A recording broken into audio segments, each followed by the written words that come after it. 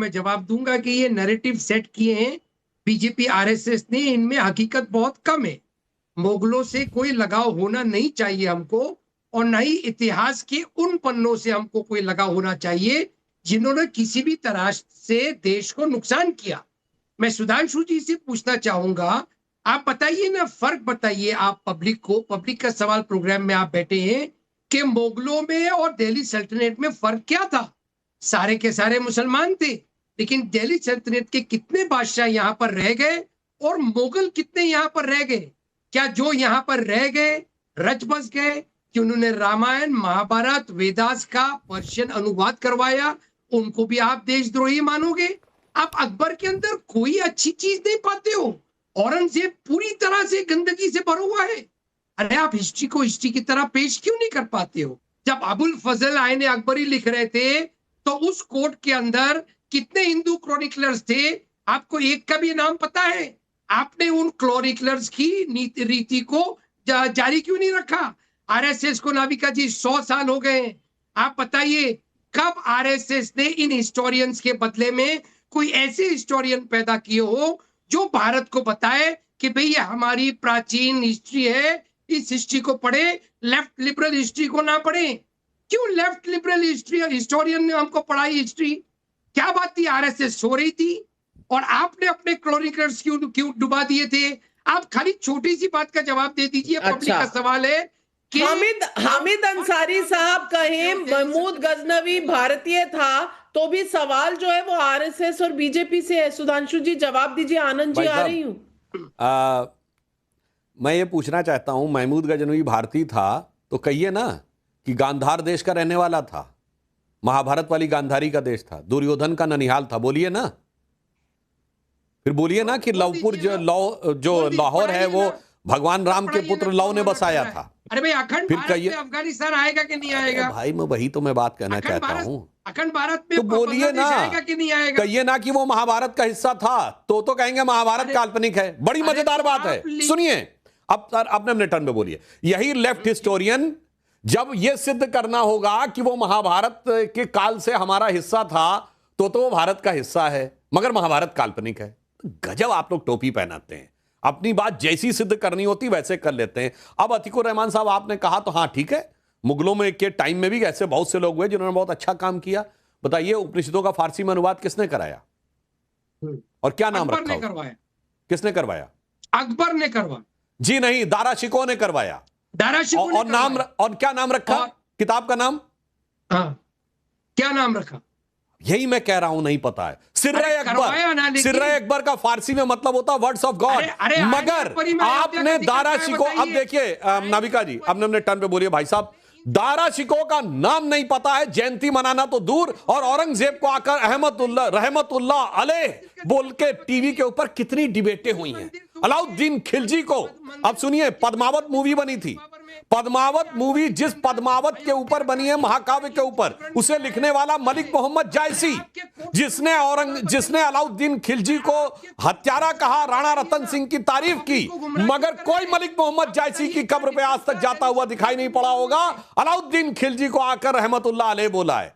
भाई साहब ये बताइए, इतने बड़े की कब्र पर जाते हैं, औरंगजेब की कब्र पर जाते हैं, लेकिन नहीं दारा शिकोह की कब्र पर नहीं जाते। बिल्कुल सही कहा। और आज अतीकुर रहमान, माफ कीजिएगा अतीकुर रहमान, आज आप थोड़ी अनस्कॉलरली बातें कर रहे हैं। लगातार बोलना, सुधांशु जी को बोलने ना देना, और आपका इतिहास की नॉलेज को जिस तरह सुधांशु जी ने तार कर दिया, मुझे लगता है अगली बार थोड़ा स्कॉलरली रियाज करके आएंगे। आनंद रंगनाथन में सवाल वही पूछूंगी जो पब्लिक पूछ रही है, और पब्लिक ये पूछ रही है विवेक सक्सेना कि हिंदू मंदिरों को तोड़ने और लूटने वाले विदेशी आक्रांताओं का गुणगान करने के पीछे सनातन विरोधी सोच हावी है, ये ऐसा है क्यों? और रोहित सिंह दिल्ली से पूछ रहे हैं, दिल्ली दंगे के आरोपी शर्जील और उमर को युवा नेता और राष्ट्र प्रेमी बताने वाले हामिद अंसारी, क्या इनके लिए चिकन नेक को अलग करने की बात कहने वाले राष्ट्र प्रेमी हो सकते हैं? ये कौन सी सोच है?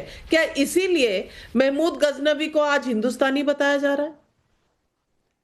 नमस्कार नाविका जी, और आपके दर्शकों को और मेरे फेलो पैनलिस्ट को भी नमस्कार। देखिए बहुत ही इम्पॉर्टेंट डिबेट यहाँ पे चल रही है, बहुत कुछ सीखने को मिल रहा है।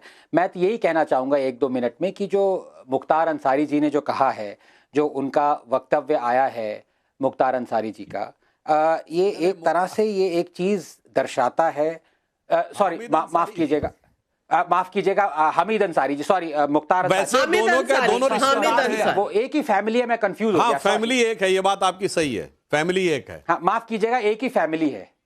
हाँ माफ कीजिएगा, फैमिली एक है। और इनो हमीद अंसारी जी ने भी एक टेररिस्ट को अवार्ड दिया, पीएफआई चीफ को, अबू बकर को। हाँ सुन लीजिए। हाँ नहीं, अब मैं कंफ्यूज हो जाऊं, एक ही फैमिली के 2 लोग हैं, अब उसमें आप मुझे दोषी ठहराएंगे, मुझे माफी चाहता हूं।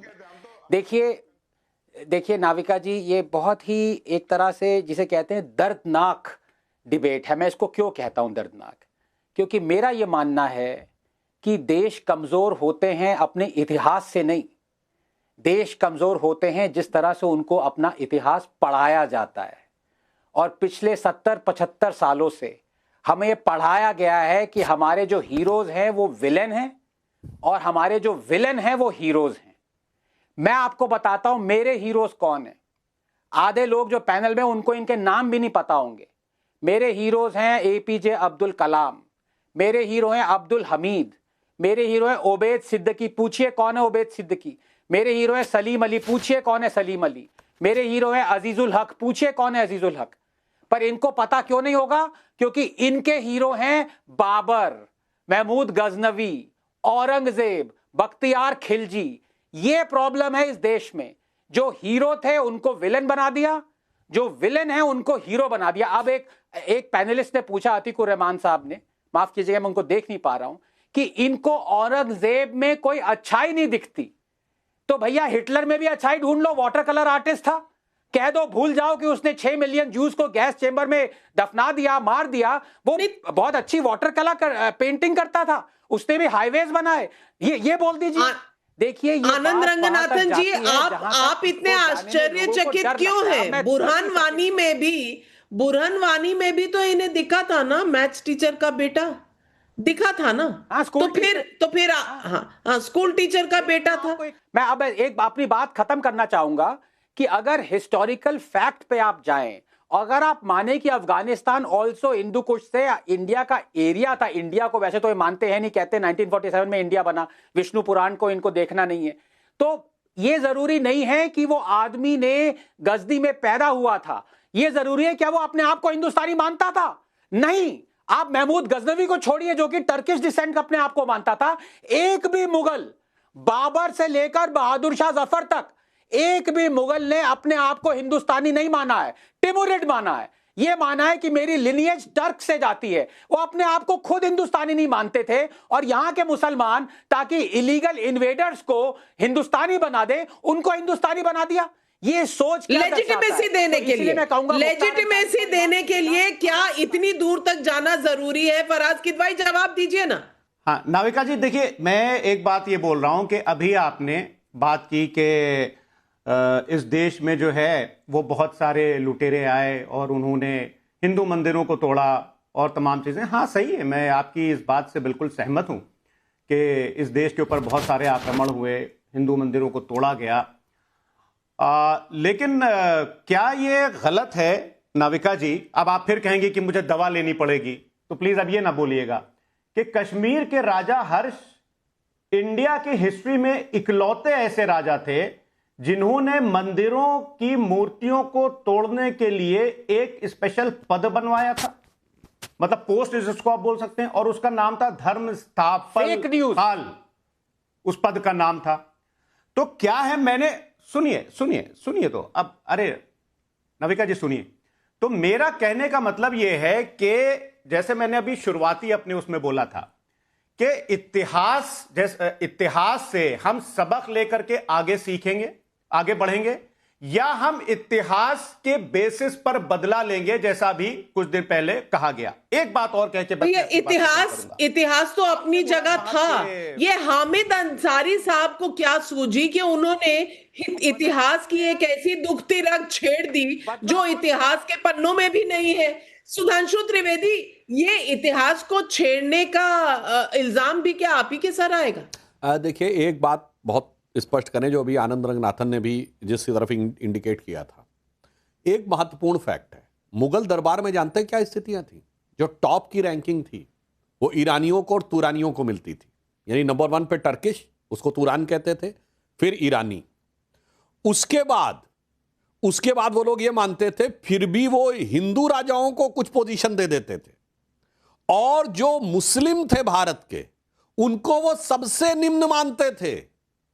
इसीलिए मैं अपने विद्वान जो विरोध में बैठे उनसे पूछना चाहता हूं, मुगलों के काल में मनसबदारी होती थी और हाईएस्ट रैंक मनसबदारी होती थी 40,000। किसी भारतीय मुसलमान को 40,000 की मनसबदारी दी हो तो बताइए, आज कितना बड़ा दुख है। अरे जिसने तुम्हें कन्वर्ट किया, जिसने तुम्हारी बेइज्जती की, जिसने आपको किसी लायक नहीं समझा, और आज आप उसके झंडा बरदार, फरमा बरदार बन के बैठे हुए हैं, मुझे नहीं लगता कि इससे ज्यादा बेइज्जती हो सकती। और आज मैं विनम्रता से कहता हूं, जिस शरिया कानून को भारत ने मान्यता दे रखी है, और राहुल गांधी जी ने अपने जमाने में बाबा साहब अंबेडकर के संविधान को शरिया स्क्रिप्ट में कन्वर्ट किया है, उसमें जो मुस्लिम विवाह का कानून है, मजमूमे कानूने इस्लामिया, उसमें जाके पढ़िए क्या क्या लिखा है कि ये अरबी हैं और ये अजमी हैं। यानी हिंदुस्तान के मुसलमान को अजमी लिखा है, जो अशराफ हैं वो अरबी हैं, और इनकी शादी उनसे नहीं हो सकती। ये ऊंचे हैं वो नीचे हैं। अफसोस इसे कहते हैं